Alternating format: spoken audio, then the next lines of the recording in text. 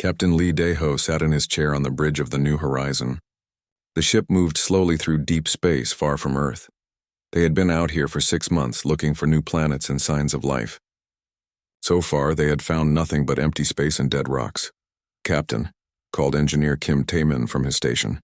"I'm getting something strange on the scanners." Lee stood up and walked over to Kim's console. The young engineer pointed at his screen. A small blip showed up against the black of space. "What is it?" Lee asked. "Not sure, sir. It's small, maybe the size of a shuttle. But it's not moving like it should be. The power readings are almost zero." Dr. Park Hae-jin looked up from her research station. She was the ship's expert on alien life, though she had never seen any real aliens before. "Could it be a ship?" "Maybe," Kim said. "But if it is, whoever's inside is in trouble." Lee made his decision quickly. "Bring us closer." "Let's take a look." The New Horizon changed course toward the strange object. As they got closer, their screens showed them something amazing. It was definitely a ship, but unlike anything humans had ever built. The metal was a strange blue-green color. Strange symbols covered the hull. Parts of it looked badly damaged. "It's an escape pod," said Communications Officer Yoon So-ra. She was trying to pick up any signals from the craft. "I'm getting very weak life signs from inside." "Life signs?" Park asked, her heart beating faster. "You mean someone's alive in there?" "Barely," So-ra replied. "Whatever's in there won't last much longer." Lee knew what he had to do. This could be humanity's first contact with alien life, but more importantly, someone was dying and they could help. "Kim, bring that pod into our cargo bay. Park, get your medical team ready. We're going to save whoever's in there." The crew worked fast. Using the ship's tractor beam, they pulled the alien pod into their cargo bay. The air pressure equalized and the medical team put on their protective suits. They had no idea what they might find inside. Park led the way into the cargo bay. The alien pod was about the size of a small car. Steam came from cracks in its hull. The strange symbols glowed weakly like dying fireflies. "How do we open it?" asked Dr. Cho Min-ho, Park's assistant. Kim studied the pod's surface. "There," he said, pointing to what looked like a control panel. "This might be the release mechanism." He pressed his hand against the panel. For a moment, nothing happened. Then with a soft hiss, the pod began to open. What they saw inside made everyone gasp. A small figure lay inside the pod, unconscious and badly hurt. It looked like a child, but definitely not human. The being had pale silver skin that seemed to shimmer in the light. Its head was larger than a human's, with big eyes that were closed. 2 small arms and legs, but with an extra joint in each. Most striking of all, the creature had beautiful patterns of light under its skin that pulsed slowly like a heartbeat. "It's just a child," Park whispered. She felt tears in her eyes. The little being was covered in cuts and burns. One arm looked broken. "We need to get it to medical bay right now," she said. They carefully lifted the small alien from the pod. It weighed almost nothing. Park could feel how fragile it was. As they carried it to the medical bay, the light patterns under its skin flickered weakly. In the medical bay, Park worked frantically to save the alien child. Human medicine might not work, but she had to try. She cleaned the wounds and set the broken arm. The child's breathing was very weak. "The blood is different," reported Dr. Cho. "Not red like ours, but silver. And the heart. I think it has 2 hearts." Park studied the readings on her instruments. Body temperature is much lower than human normal. "And look at this brain scan. The brain is much larger than a human child's brain." Hours passed. The crew took turns watching over the little alien. Captain Lee came to check on their progress. "Will it live?" he asked. "I don't know," Park admitted. "I'm doing everything I can, but I don't understand this biology. We need the child to wake up and help us understand what it needs." "Any idea where it came from?" Lee asked. So-ra had been studying the pod's computer systems. "I found some data files, but they're in a completely unknown language. However, I did find something interesting. The pod's navigation system shows it came from a star system about 50 light years from here. But Captain, the pod has been traveling for almost 2 years." 2 years? That's a long time for a child to be alone in space. "There's more," So-ra continued. "I found what looks like distress signals recorded in the pod's memory. And Captain, I think there were other pods." Lee felt a chill. "Other pods? You mean this child wasn't alone?" "I think there were many escape pods launched at the same time. This child might be a refugee." That night, as the ship's lights dimmed for sleep cycle, Park sat by the alien child's bed. The little being had not woken up yet, but its breathing was stronger. The light patterns under its skin pulsed more regularly. "What happened to you?" Park whispered. "Where is your family?" As if hearing her voice, the child's large eyes slowly opened. They were beautiful, like looking into silver pools. The child saw Park and tried to speak, but only weak sounds came out. Park gently touched the child's hand. "It's okay," she said softly. "You're safe now. We're going to take care of you." The child looked around the room with frightened eyes. Then it saw the other humans watching and made a scared sound. It tried to hide under the blanket. "Hey, it's okay," Park said. "We won't hurt you. We want to help." Slowly, the child peeked out from the blanket. Park smiled and offered it some water. The child was very thirsty and drank carefully. Over the next few days, more information came from the pod's computer. Sora worked day and night to translate the alien language. What she found made everyone on the ship feel sick. "Captain," she said, calling Lee to the bridge, "I've translated some of the messages from the pod. This child's people are called the Villani, and Captain, they're in terrible danger." Lee read the translation on Sora's screen. The words made him angry and sad at the same time. The messages told of attacks by another alien race called the Kethmori. The Kethmori were conquering planets and making slaves of other species. They had attacked the Villani homeworld without warning. "The Villani are peaceful," Sora explained. "They don't have weapons like the Kethmori. Their planet was destroyed. These escape pods were the only way to save their children." Lee looked at the translation again. "How many pods escaped?" "The data isn't clear, but maybe a few hundred. Captain, the Kethmori are still hunting for the survivors. If they find this child," Lee made a decision that would change everything, "then they won't find this child. We're going to protect it. But Captain, we don't know anything about these Kethmori. What if they're dangerous to humans too?" Lee thought about the small, frightened alien child lying in their medical bay. A child who had lost everything and everyone it loved. "Then we'll learn," he said firmly. "But we're not abandoning that child. It's under our protection now." Park came to the bridge with good news. "The child is getting stronger, and I think it's trying to communicate. It keeps pointing at itself and making a sound. I think it's trying to tell us its name." They all went to medical bay. The alien child was sitting up in bed looking much better. When it saw them, it pointed to itself and made a soft sound. "Nalyu. Nalyu," Park repeated. The child's silver eyes brightened, and for the first time, it made a sound that might have been a laugh. Lee smiled. "Hello, Nalyu. Welcome to the family." 6 months had passed since they found Nalyu. The alien child was now healthy and growing stronger every day. The crew of the New Horizon had become something none of them expected. A family. Nalyu had learned to walk around the ship without fear. The child's silver skin had returned to its bright shimmer, and the light patterns moved in happy waves when Nalyu was excited or curious. The crew had learned that these lights showed the child's feelings. Dr. Park Hae-jin watched Nalyu play with engineer Kim Tae-min in the ship's workshop.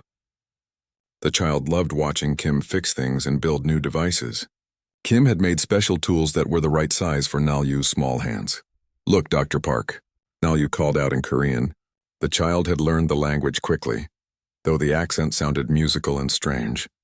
"Kim showed me how to make the lights work." Nalyu held up a small device that glowed with soft blue light. Kim smiled proudly. "The kid has natural talent for engineering, better than some of my academy students." Park felt her heart warm. Seeing Nalyu happy made all of them happy, but she was also worried. Earth's government had been asking many questions about their alien passenger. Captain Lee came into the workshop.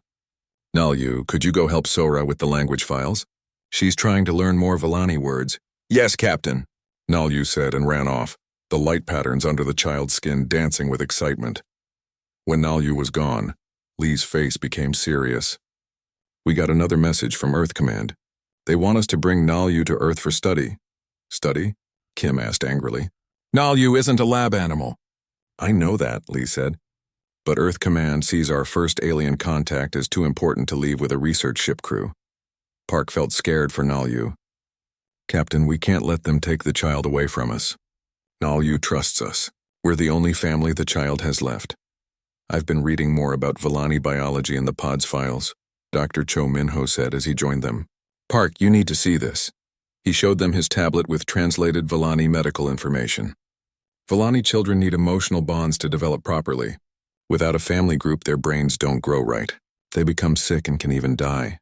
Park read the information with growing alarm. This says Villani children must have at least 3 adult caregivers who they trust completely. Without this bond, they go into something like a coma. So if Earth Command takes Nalyu away from a, Kim started. The child could die, Lee finished. His voice was firm with decision. Then they're not taking Nalyu anywhere. Meanwhile, in the communications room, Yun Sora was teaching Nalyu how to use the ship's computer systems. The child learned everything incredibly fast. Nalyu, Sora said gently, can you tell me more about your home planet? What was it like? The lights under Nalyu's skin dimmed to sad blue colors. Home was beautiful. Many Villani lived together in big family groups. We had crystal cities that sang in the wind. The trees grew silver fruit that tasted like starlight. Sora felt tears in her eyes. Do you miss it? Every day, Nalyu said quietly. But the Kethmori destroyed everything. They said Villani were weak because we don't like fighting.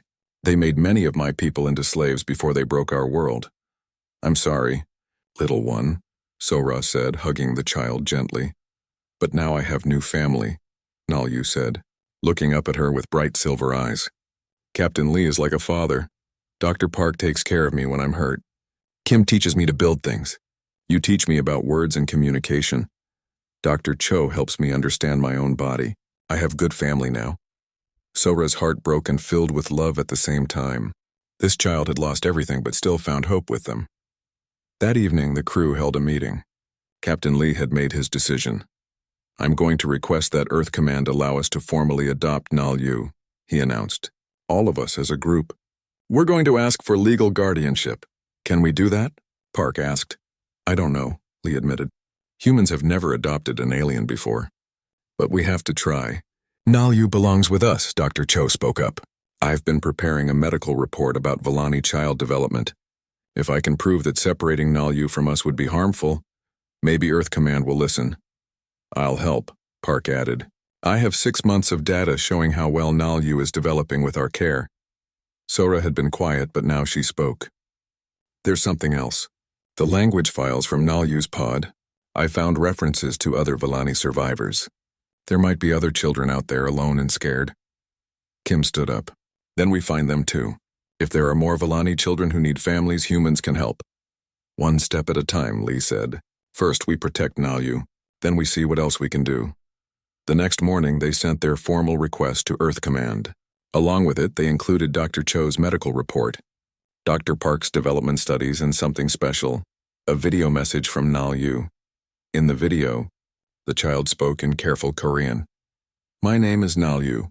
I am Villani, but I am also human now. The crew of New Horizon saved my life and gave me a new family. Please let me stay with them. They are good people who take care of me. I want to help humans and Villani be friends. Thank you. 3 weeks later, they got their answer, but it wasn't what they expected. Sir? Sora called from communications. We're getting a priority message from Earth, but it's not from Command. Who's it from? Lee asked. The Global News Network. Captain, our request has gone public. The whole planet knows about Nalyu. They watched in amazement as news reports from Earth played on their main screen. The story was everywhere. Humans around the world were talking about the alien child and the crew who wanted to adopt it. Humanity's first alien child needs our protection, read one headline. Should Earth adopt alien refugees? Asked another. But the most powerful was a simple one. They're our family now. The reports showed humans holding signs supporting Nalyu's adoption. Children on Earth had drawn pictures of what they imagined the little Villani looked like. Scientists gave interviews supporting the crew's decision. Look at this, Park said, reading from her tablet. There's a petition with over 50 million signatures demanding that Earth Command let us keep Nalyu. Nalyu watched the news reports with wide, amazed eyes. All these humans want to help me? That's right, little one, Lee said, putting his hand on the child's shoulder.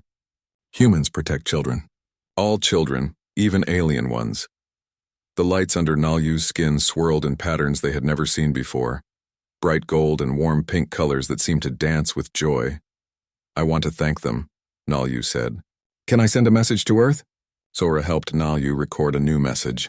This time the child spoke with confidence. Hello, humans of Earth, I am Nalyu. Thank you for wanting to help me. The crew of New Horizon taught me that family is not just who you are born with. Family is who chooses to love you and protect you. They chose me, and now you choose me too. I promise to be a good human Villani, and to help my two peoples be friends forever. When Earth Command saw the public response, they quickly approved the adoption request. Nal-Yu would become Earth's first alien citizen, with the New Horizon crew as legal guardians. But the story didn't end there. As news of Nal-Yu spread across human space, other ships began reporting strange findings. More escape pods, more Villani children, alone and scared in the darkness between stars. "Captain," Sora reported one day, "we've got messages from 12 different ships. They've all found Villani survivors." Lee looked at the reports.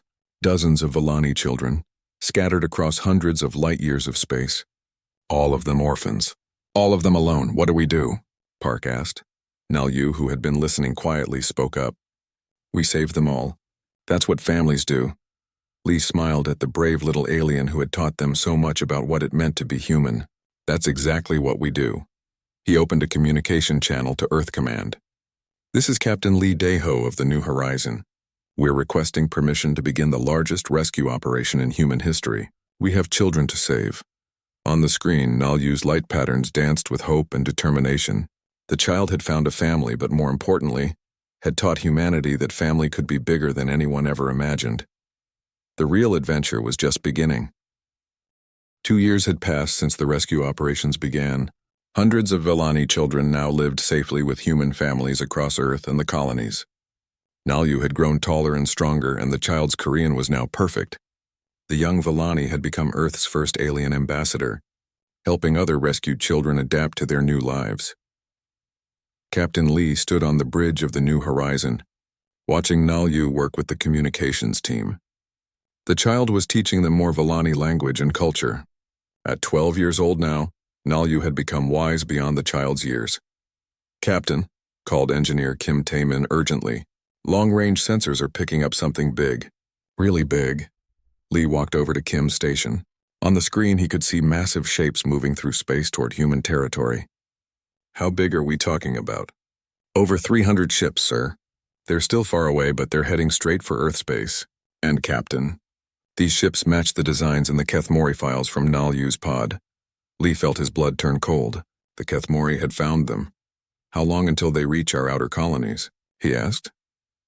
"At their current speed, about 6 weeks, Kim replied. Dr. Park looked up from her research station where she had been studying Villani history with Nal-Yu. "Captain, are you saying the Kethmori are coming here?" "It looks that way," Lee said grimly. Nal-Yu's light patterns immediately changed to deep purple and black, colors that meant fear and sadness. "They followed my pod's trail," the young Villani said quietly. "They want to finish what they started." Lee knelt down next to Nal-Yu. "Hey, we won't let anything happen to you or the other Villani children. I promise, Captain," Sora called from communications. "We're getting a transmission from the approaching fleet. It's in multiple languages, including human languages." "Put it on screen," Lee ordered. The bridge filled with a harsh, mechanical voice speaking in perfect English. "Humans of Earth, you have stolen property that belongs to the Kethmori Empire. Return all Villani slaves to us immediately, or face the consequences of your interference. You have 10 days to comply." The message repeated in Korean, Chinese, Spanish, and several other human languages. "Property?" Dr. Park said angrily. "They're calling the children property?" Nal-Yu stepped forward, looking at the blank screen where the message had played. "The Kethmori don't see other species as people. To them, we are just things to be used. That's why they destroyed my world. We wouldn't be good slaves because we think for ourselves." Lee stood up, his jaw set firmly. "Send a reply," he told Sora. "What should I say, Captain?" Lee looked around the bridge at his crew, his family, and at Nal-Yu, the brave child who had brought them all together. "Tell them this. The children under human protection are not property. They are our family, and humans don't abandon family." Sora sent the message. The reply came back within an hour. "Your refusal has been noted. Prepare for war. The Kethmori Empire will take what belongs to us and eliminate any species that stands in our way. This is your final warning." Lee immediately contacted Earth Command. Admiral Jang Subin appeared on the screen looking worried. "Captain Lee, we've been monitoring the situation. Earth's defense fleet is mobilizing, but I have to be honest with you. We're badly outgunned. Our intelligence suggests the Kethmori have conquered dozens of species across the galaxy. Their technology is far beyond ours. What are our options? Lee asked. Military command is suggesting we negotiate. Maybe we can find a peaceful solution. Nalyu spoke up from beside Lee. Admiral, may I speak? Admiral Jang looked surprised but nodded. Of course, Nalyu. There is no negotiating with the Kethmori, Nalyu said, the child's voice steady despite the young age. They believe only in strength. To them, all other species exist only to serve them or die. They destroyed my world because we offered to share our knowledge instead of surrendering. They don't want peace. They want conquest. Admiral Jang was quiet for a moment. What do you suggest we do? Fight, Nalyu said simply. It's the only language they understand. And Admiral, if you give me and the other Villani children to them, they'll still attack you. They see humans as a threat now because you showed kindness to us. The Kethmori can't allow that kind of thinking to spread.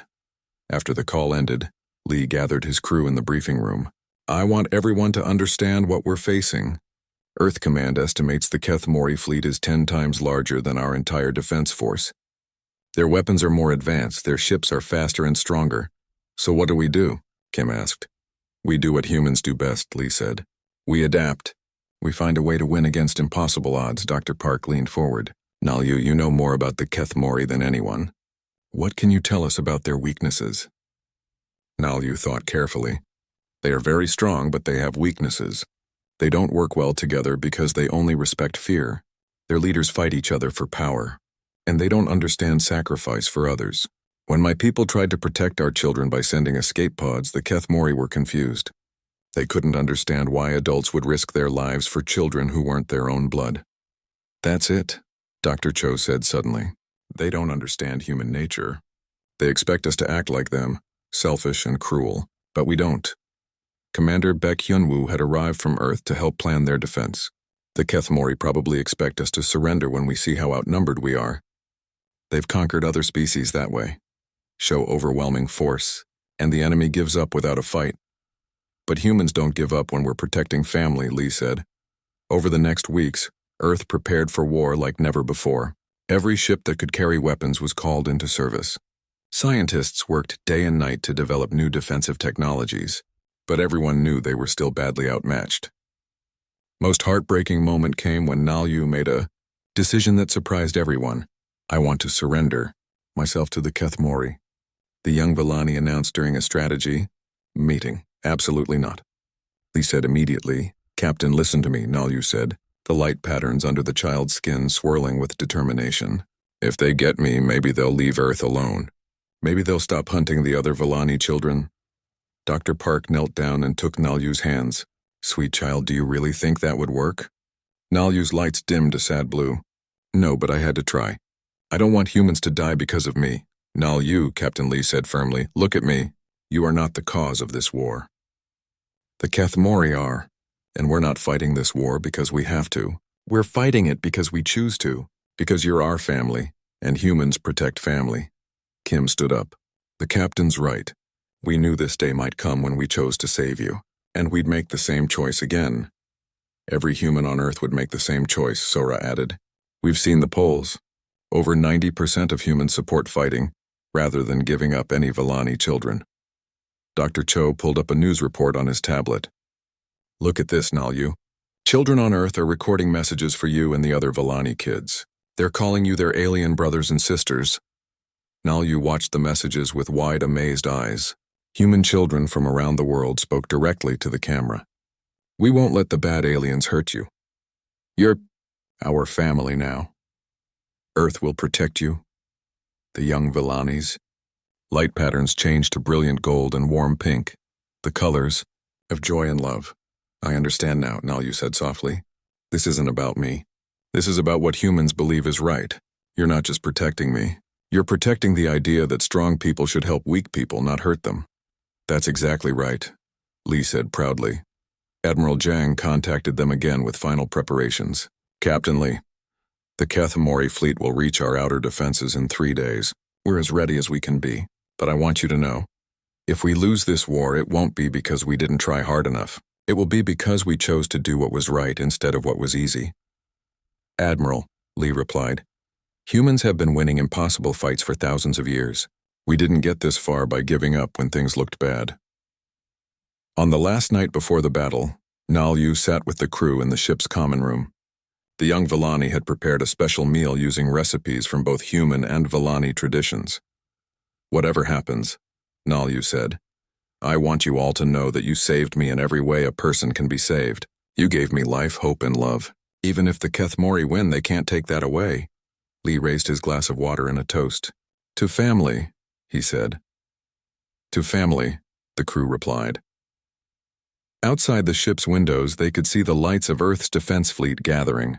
Thousands of ships carrying millions of humans who had chosen to fight an empire, rather than abandon one alien child, and the principles that child represented.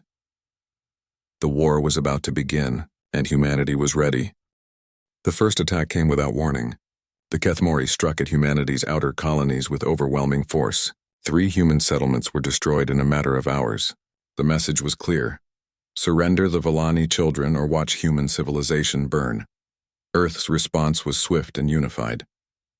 Every available ship joined the defense fleet. Captain Lee watched from the New Horizons bridge as thousands of human vessels formed battle lines between the Kethmori fleet and Earth.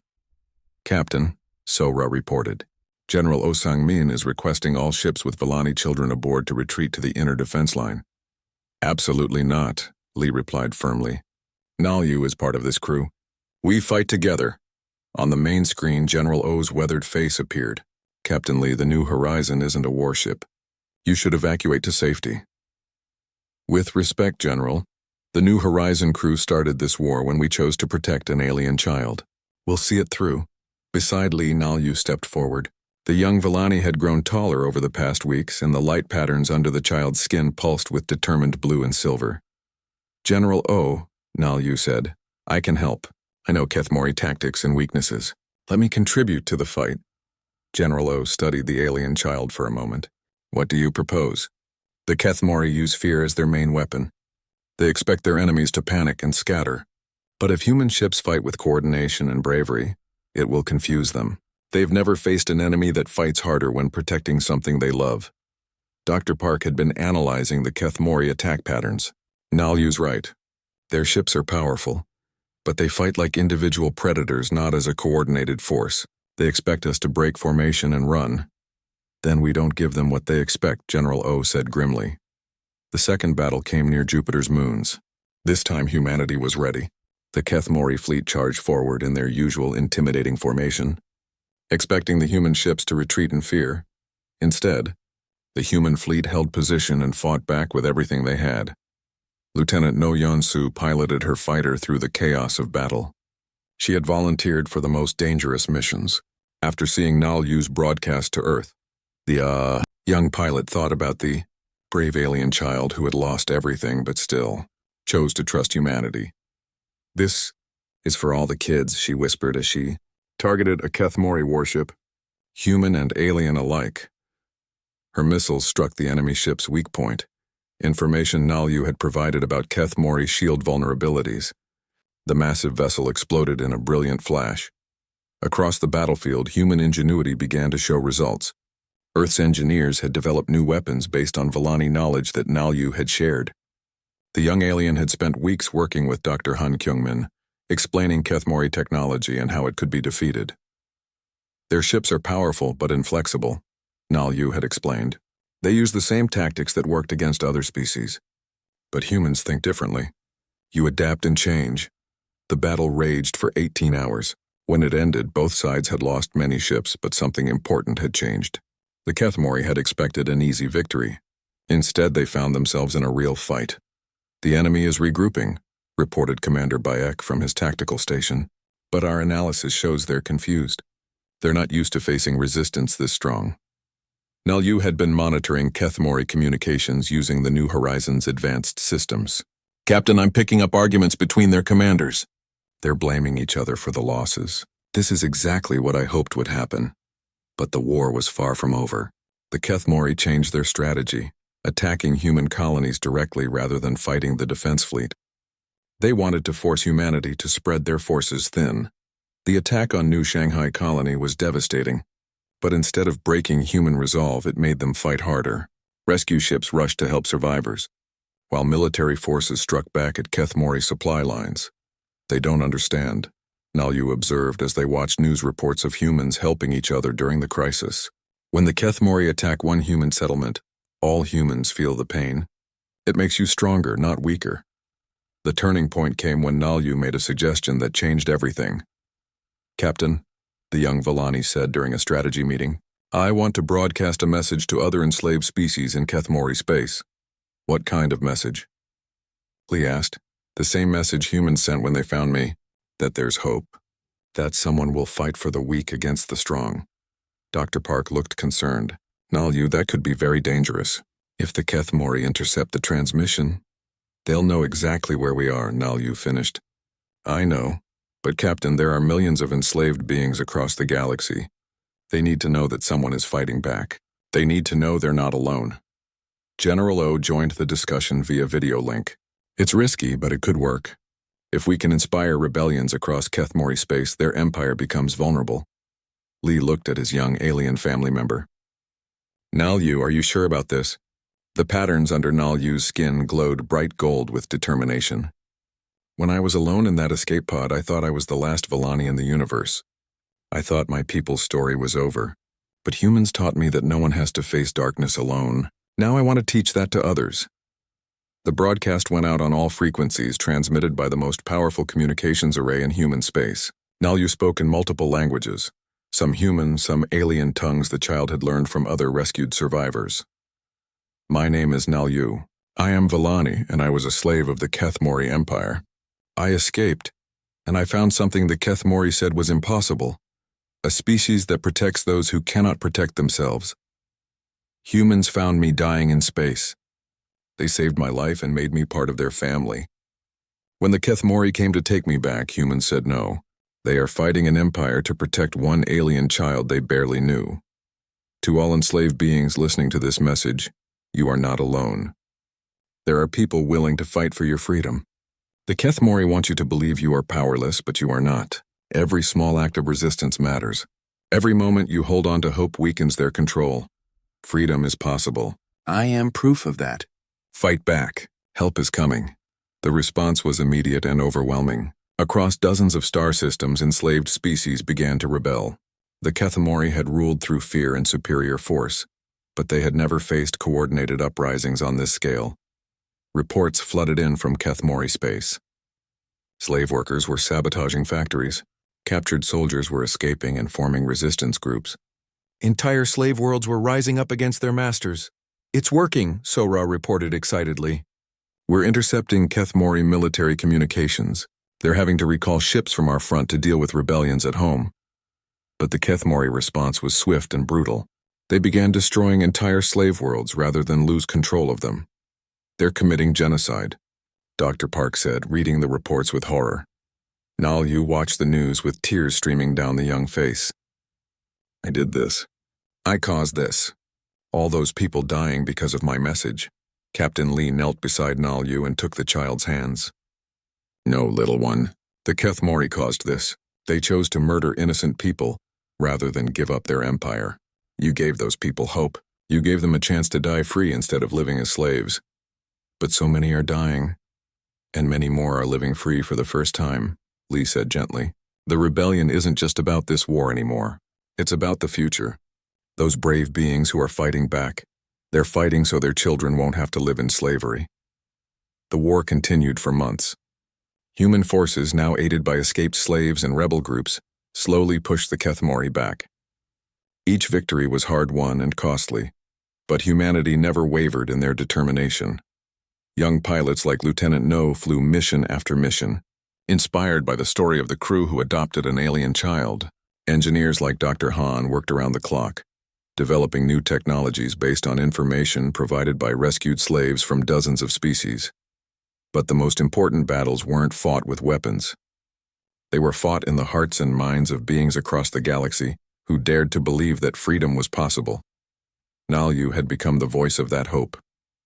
The young Villani's broadcasts reached further into Kethmori space with each transmission, carrying the message that no one was too weak to matter, no one was too alien to deserve protection. "Captain, Nalyu said one day as they watched reports of another successful slave uprising. I think we're winning. Not just the war, something bigger. We're winning the idea that strong people should protect weak people, not hurt them. Lee smiled at the wise young alien who had taught humanity so much about their own values. I think you're right, Nalyu. I think you're absolutely right. The Kethamori Empire, built on fear and oppression, was crumbling from within, and at the center of its collapse was one small alien child whom humanity had chosen to love and protect. The war was nearly over, but the real victory was just beginning. The war ended not with a great battle, but with a simple surrender. The Kethamori Empire, torn apart by rebellions and facing defeat on every front, finally collapsed. Their remaining leaders fled to the far edges of the galaxy, leaving behind the ruins of their slave empire. But victory brought new challenges that no one had expected. Captain Lee stood on the bridge of the New Horizon, now serving as Earth's flagship for humanitarian operations. On the main screen, he could see a sight that was both wonderful and overwhelming. Hundreds of refugee ships heading toward human space. Captain, Sora reported, we have another convoy approaching. 37 ships carrying approximately 50,000 refugees from the Drintel system. Species? Lee asked, mixed group. The manifest shows Villani, Kronar, Hessite, and several others we haven't encountered before. Dr. Park looked up from her medical station where she was reviewing refugee health reports. That brings our total to over 2 million refugees in just the past 3 months. We're running out of space to house them all. Nalyu, now grown into a thoughtful young adult, worked beside Ambassador Ko Yun-jae at the diplomatic station. The young Villani had become Earth's first alien integration coordinator, helping design policies for the massive refugee crisis. The problem isn't space, Nalyu said, patterns of deep blue concentration flowing under the silver skin. We have empty planets and colonies that could house millions. The problem is fear. Fear? Lee asked. Some humans are afraid of so many aliens coming to their worlds. And the refugees are afraid too. They've been slaves for so long they don't know how to be free. They expect humans to treat them the way the Kethamori did. Ambassador Ko nodded. We've had some incidents. A group of Kronar refugees on Luna Colony got into a fight with human workers. They misunderstood a friendly gesture as a threat, and some human settlements are worried about alien diseases or cultural conflicts. Lee sighed. Winning the war had been the easy part compared to building the peace. Captain, called engineer Kim Tae-min from his expanded workshop. I think I have an idea. What if we don't try to separate humans and aliens? What if we mix them together? Explain, Lee said. Kim gestured to his workstation where 3 beings worked together. Himself, a tall crystalline Hessite, and a furry 4-armed Kronar. Look at us. We can't understand each other's words yet, but we understand tools and building things. We're teaching each other. The Hessite spoke in musical tones, and Kim's translator device converted it to Korean. Human Kim friend shows Tereth new ways to shape metal. Tereth teaches Kim friend crystal growing techniques. Both learn, both gain. Nalyu's light patterns brightened with excitement. Kim's right. Integration, not separation. Put humans and aliens together in small groups where they have to work together. They'll learn to trust each other. It's risky, Ambassador Ko warned. What if it goes wrong? Then we fix it and try again, Lee said. We didn't come this far by taking the safe path. The integration project began on New Geneva Colony. 50 human families volunteered to live alongside 50 alien refugee families. At first there were problems, language barriers, cultural misunderstandings, even some fights. But slowly, something beautiful began to happen. Human children started playing with alien children, creating games that didn't need words. Alien adults who had never seen kindness began to trust their human neighbors. Human families learned about technologies and cultures they had never imagined. Dr. Im Soo-jin, who ran the integration program, sent regular reports to Earth. The key is starting with small communities where everyone has to cooperate to survive and thrive. Fear disappears when you're working together toward common goals. The success of New Geneva led to expansion of the program. Colony after colony requested to join the integration project.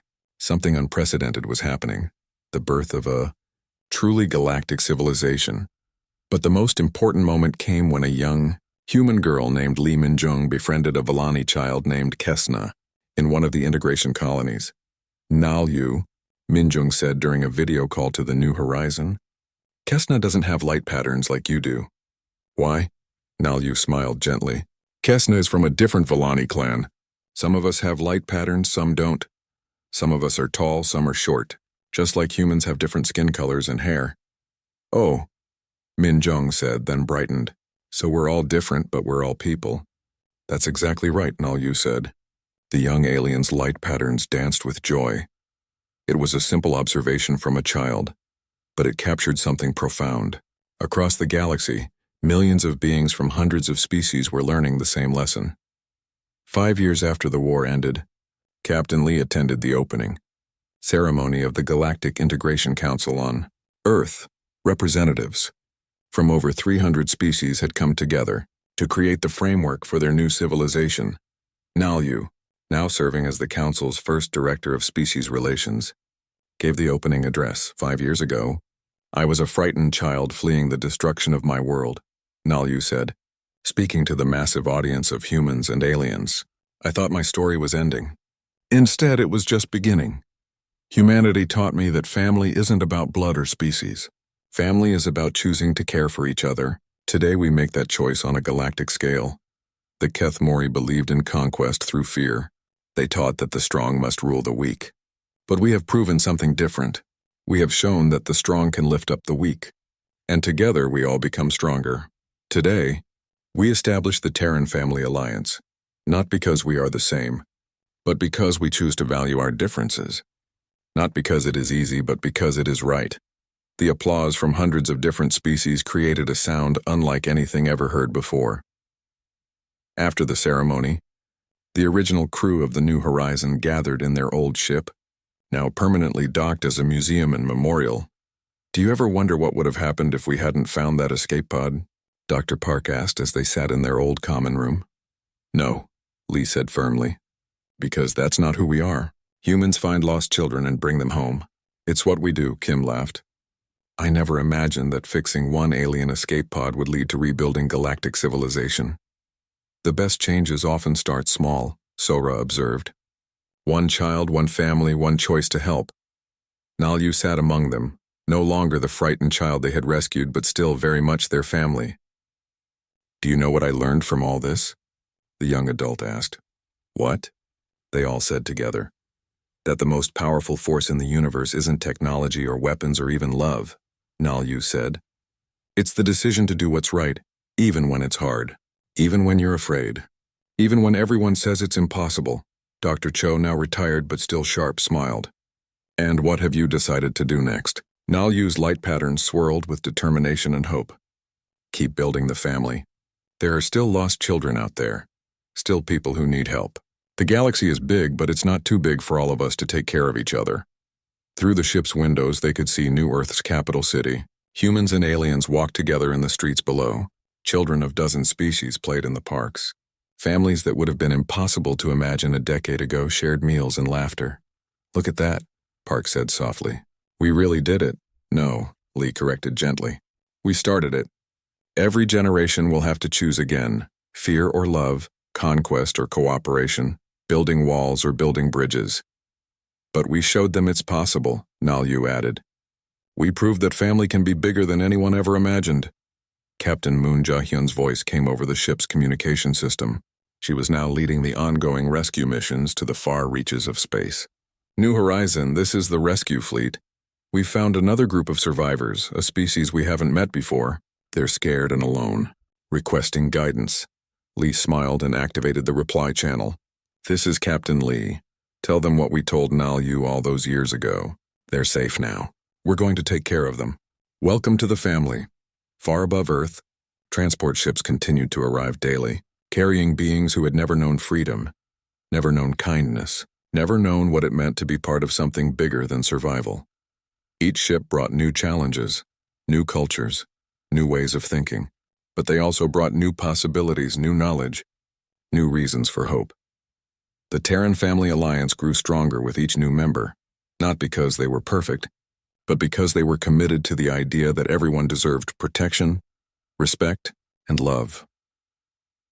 And at the center of it all was the memory of one small alien child who had trusted in the kindness of strangers, and the humans who had chosen to prove that trust was justified. The rescue ships kept launching, heading deeper into space, following the simple principle that had started it all. When you find someone who needs help, you help them. When you find someone alone, you bring them home. Family, after all, was what you made it. And they were going to make it as big as the galaxy itself.